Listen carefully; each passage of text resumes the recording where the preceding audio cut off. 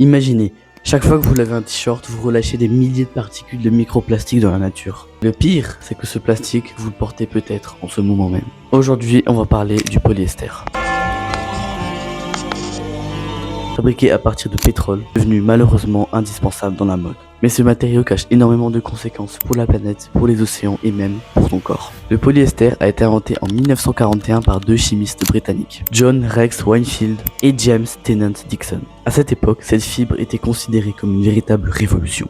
Elle coûtait très peu cher, résistait très bien, se froissait très peu et séchait ultra rapidement. Après la Seconde Guerre mondiale, surtout dans les années 50-60, le polyester se démocratise énormément avec l'explosion de la mode industrielle.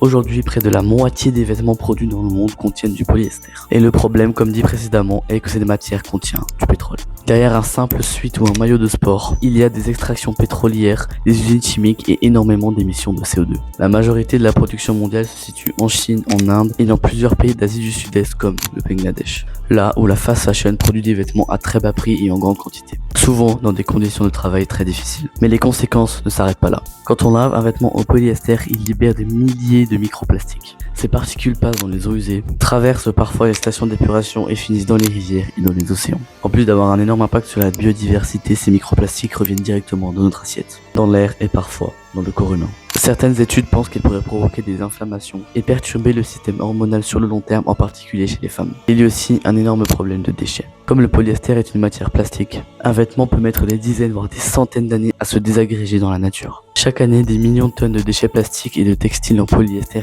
finissent dans des décharges à ciel ouvert ou dans les océans. Donc oui, le polyester est pratique, solide et peu cher, mais derrière un t-shirt à 10 €, il y a une énorme pollution invisible. Et encore, je ne parle même pas des conditions de travail des personnes qui produisent ces vêtements car la vidéo serait bien trop longue. Aujourd'hui, certaines marques essaient de développer des alternatives plus écologiques, comme les fibres recyclées ou les matières naturelles telles que le coton. Mais le vrai défi reste surtout de moins surconsommer et de comprendre le véritable impact de nos vêtements. Parce qu'au final, le polyester, c'est pas juste un tissu. C'est aussi le symbole d'une consommation rapide qui a un coût énorme pour la planète et pour l'homme.